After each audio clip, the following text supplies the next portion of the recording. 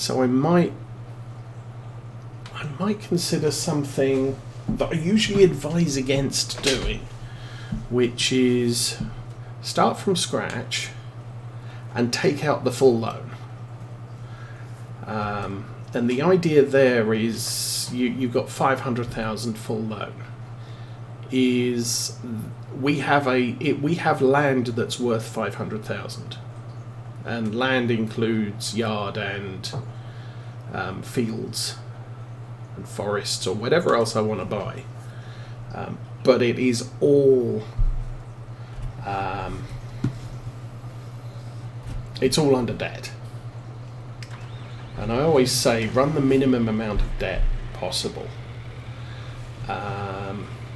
So, and then, I may have to play with it a bit, because I know if you do Calmsden, you can buy the yard, but you can't buy the adjacent field with 500,000. You need about 536,000.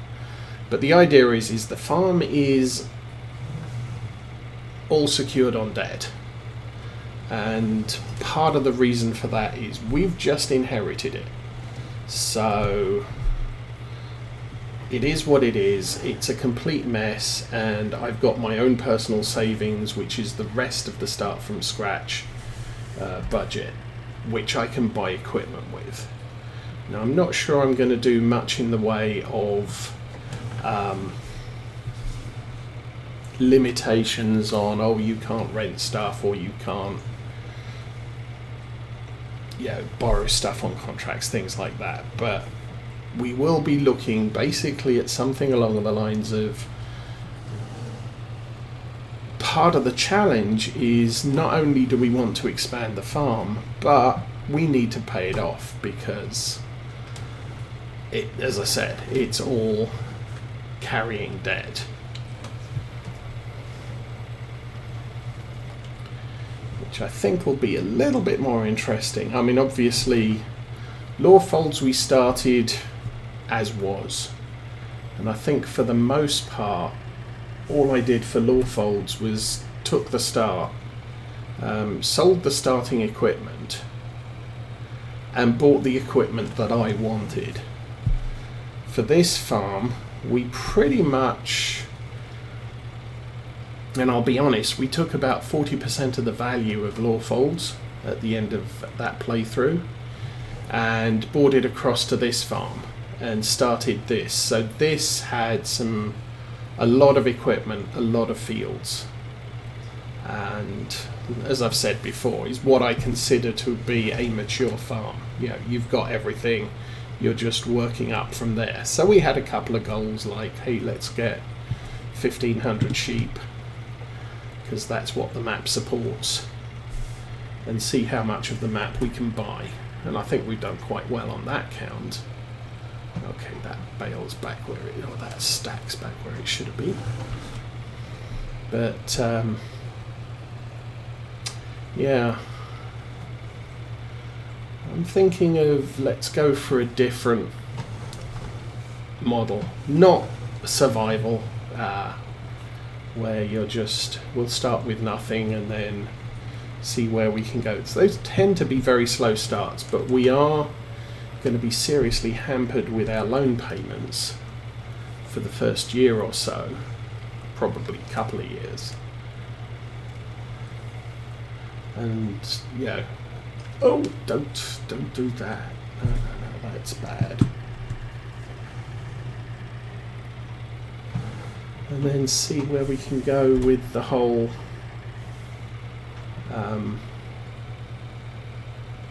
get out there and do things. I mean, in some ways 22's a little easier. The greenhouses do make things very easy, and there is a set of mod greenhouses that not only do you need to put water in them, you need to add seeds and fertilizer or manure, and they produce absolutely crazy amounts of income. Been watching Virtual Farmer playing on the Ulstream farm, and his entire reliance is on his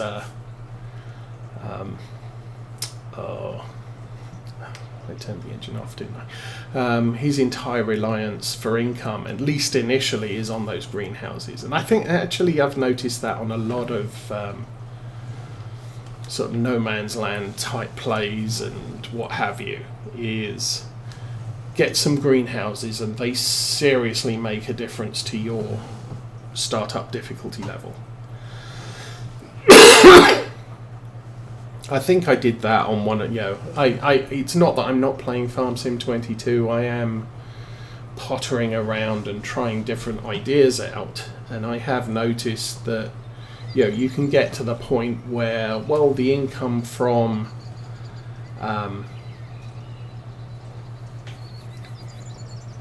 your production, be it solar panels or windmills,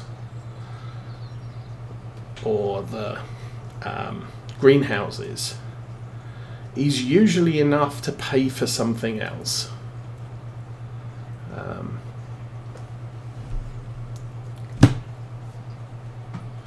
So, I do think they're generators. I think the generators, it's a big outlay, but it does kind of put the game on much easier mode. Not necessarily easy mode, but much easier. And not sure how I feel about that. But again, I might look at that and say, well, if I don't have room on the farm for them, we can't have them. Old Stream is nice because it does give you a big area at the top of the yard that's just not being used for anything. So it's a good place for a lot of placeables. Okay, I want to fold that up, turn the engine off, jump out. We'll jump back in the Challenger. How's the time doing? It's 6:30. The sun is still reasonable. Oh, yeah. That whole start the engine thing. Oh, there we go.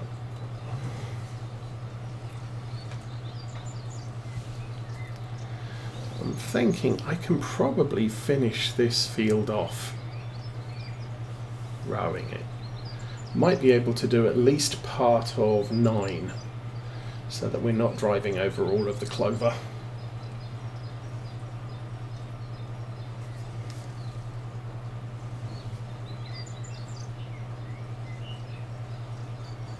And I've seen some other ideas for startups where you start up with a yard and a supply of equipment, and then you just contract. And you're not allowed to borrow equipment. You can only use your equipment to do the contracts because you're effectively a contractor. So farmers are coming out and saying, oh, I've got a field of sugar beets, can you harvest them for me? And you turn up with your equipment and harvest sugar beets. And that's an interesting idea as well. You buy, obviously you buy a yard big enough to store your equipment in. You get paid from the contract, and then buy your own land as you go. I was watching someone.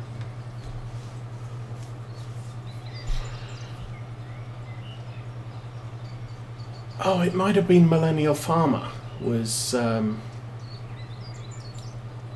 He just released, I think it's probably his last trip to California video, just yesterday, day before. And he was talking to one guy who basically owns agricultural equipment and an area for storing it. And he said, he is working for other people with his equipment, so he's renting out his equipment effectively. And he's planning to buy up land and to become a farmer that way. I believe he said he started the whole kick when he was 25, and he's 28 now, and he's got some good equipment. So, you know, again, that's another plan. I did try to do that on, I think it was Chellington private map on 19. And I didn't get very far with it. I kind of made a bit of a mistake with my starting setup.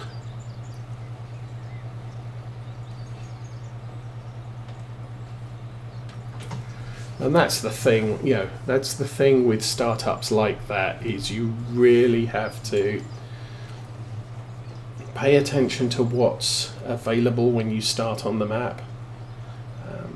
You know, if you start a map and there's 50 fields and there's 5 sugar beet fields, you could buy sugar beet equipment and become a sugar beet contractor. But then if nobody plants any sugar beets for the second year, you don't have any contracts you can do.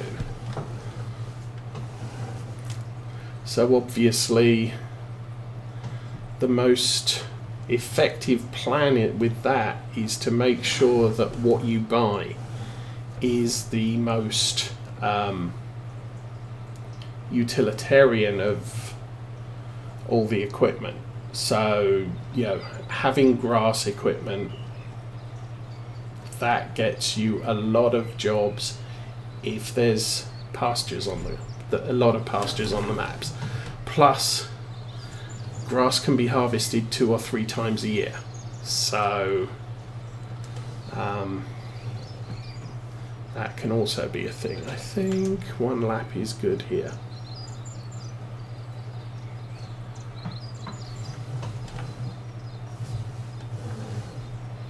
Park next to the hedge. We'll get the baler out and bale that row.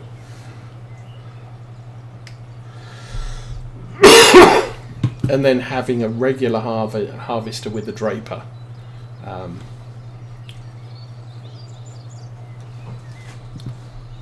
Oh, he's over there. Because there are far more crops you can harvest with a draper than you can harvest with a helianthus header or a corn header or something like that. Oh, we still have to bale this field too. Okay. I guess I'm doing this field first. I forgot that. There's only about 3 rows here that need done.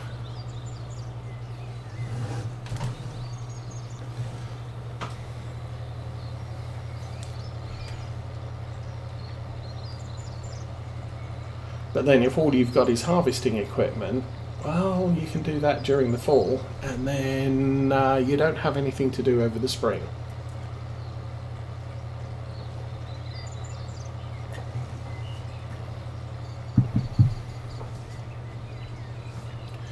But you don't need to worry too much about smaller utility tractors, because you're not doing anything small and utility type things. Yeah. You can get a big tractor with a big plough, a big cultivator, a big seeder, and just go with that. You can then do a lot of jobs very quickly because your big tractor is capable of covering large amounts of ground.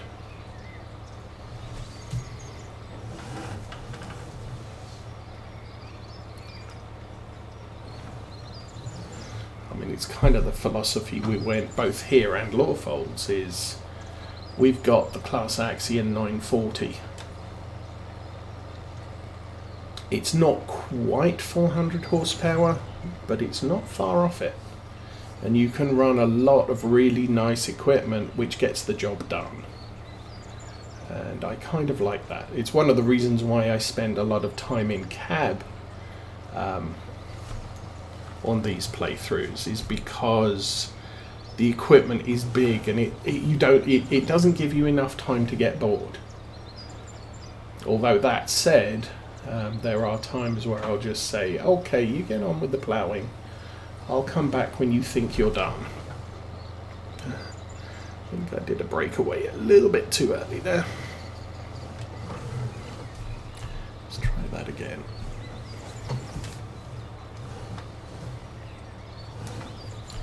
I'm guessing I missed rowing a very small... Oh, yeah, I missed rowing a very small bit here. There we go. Okay, let's lift the collector. Okay, let's turn the baler off.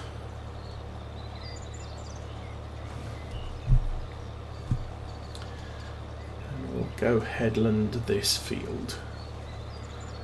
Again, we have timed this very, very nicely.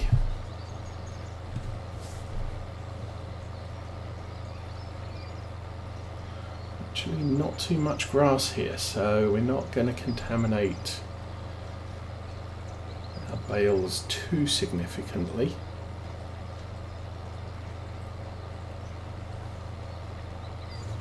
So it looks like clover hay, so that's good. We've got a little patch of grass at the end. It's mostly on the corners you end up with problem amounts of grass, but I think we're going to clear that fairly well, and we're on a new bale already, so yay.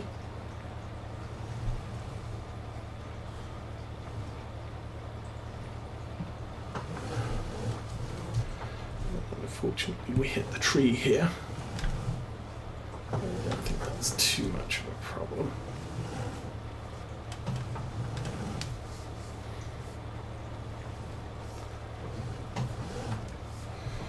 Paying attention there, but we were lucky. And I think as soon as we've done this round, I'm going to have to count how many bales are in this field.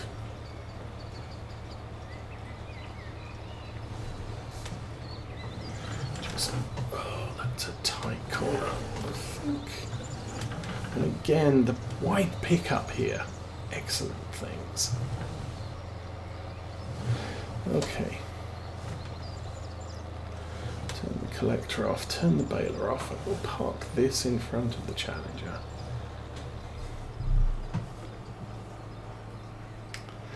Okay, I'm calling that 3 bales in the way. So I want to make sure I've got capacity for 3. When I leave this field, or before I leave this field. I've only got 4 on it, so I need to collect 7 and then leave.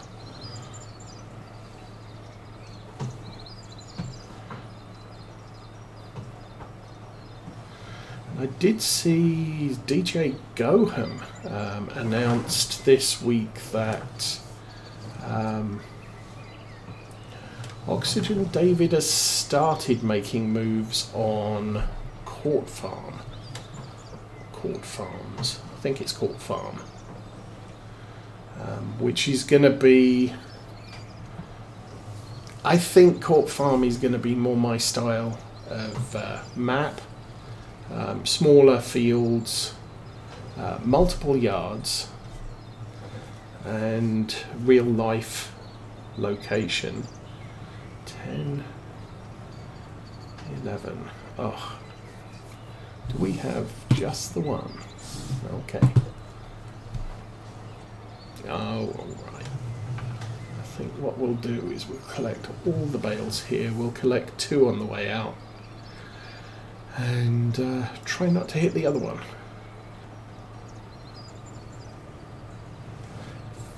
I think I have to lift. Can we fit through there without lifting the collector? Yeah.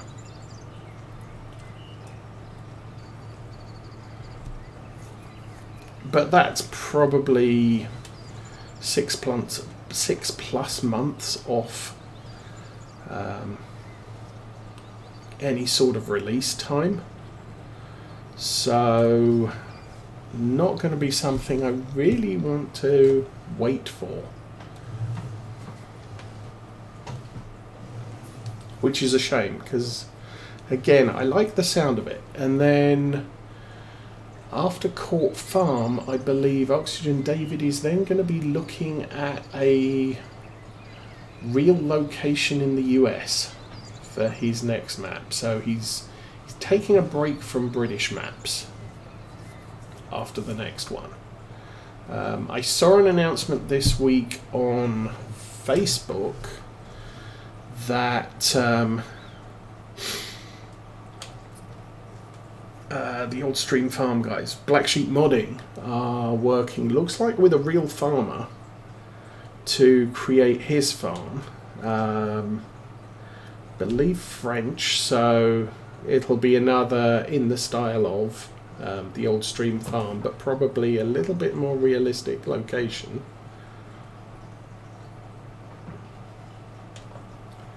But again, no idea how long that's going to take them to get done. And as I said, I don't really want to wait too long.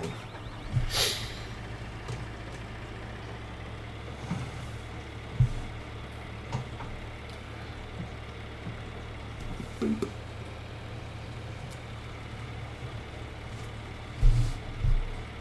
Okay, so 4 more stacks here and then we can start extending them again. Don't think I need a 4th row, column, whatever.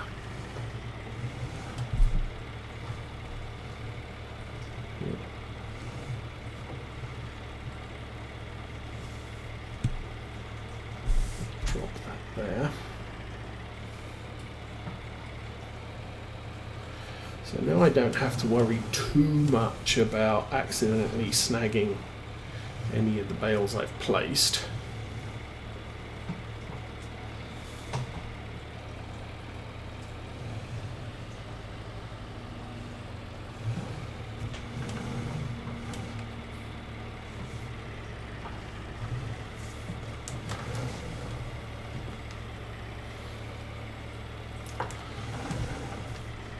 I am definitely now a fan of telehandlers.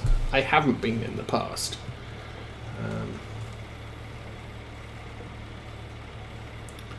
Part of the problem I have with them, with my setup, is being able to extend the boom requires me taking my hand off all the other controls.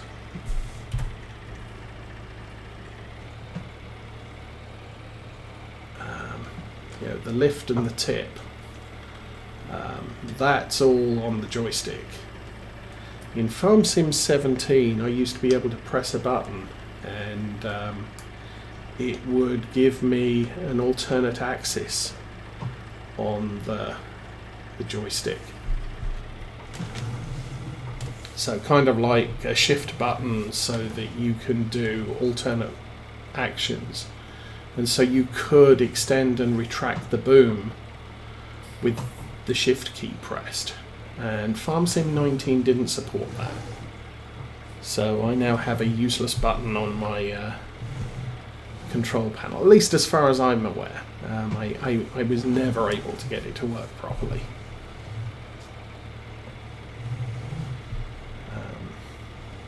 There is a full toggle button which changes it from front loader action to camera action.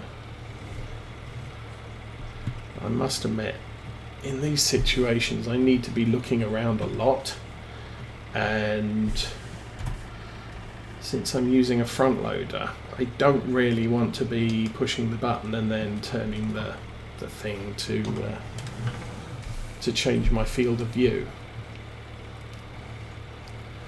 So I've got my hand on the mouse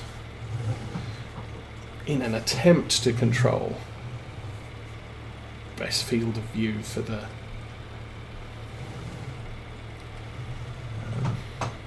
as we're doing this.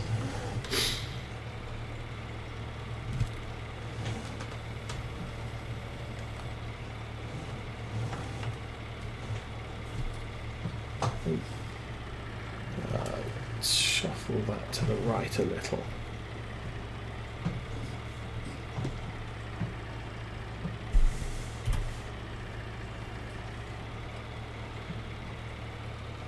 And placing some of those bales along that right wall, I actually remember to use the crab steering occasionally,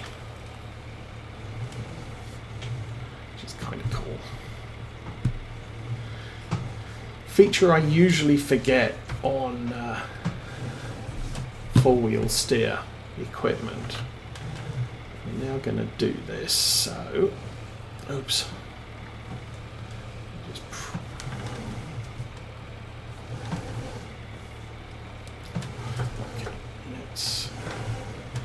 There's a little bit more manoeuvring room.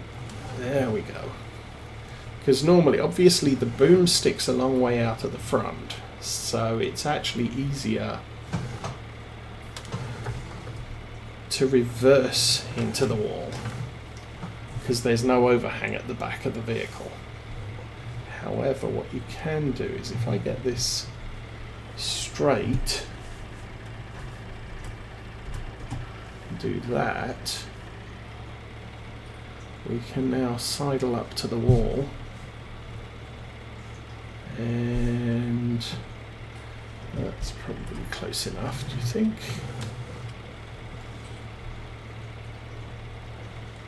And then just drive forward. I have to zoom out. Drop that. Oops. Back away a bit. Push it in and back up. And now what I want to do is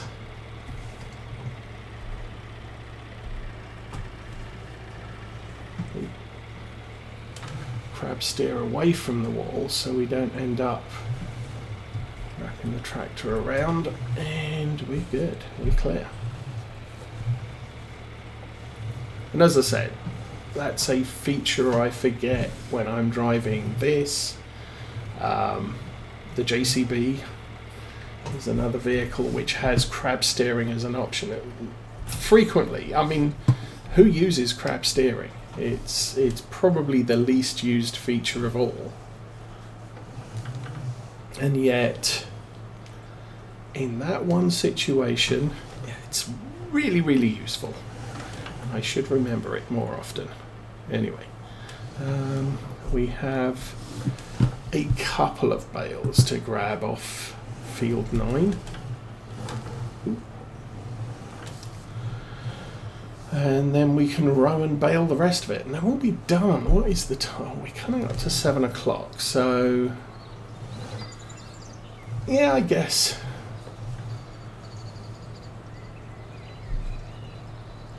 I was hoping we wouldn't run till 8 o'clock in the evening before this job was complete. But it's a problem. I mean, even with, I don't think we have a significantly large number of fields devoted to grass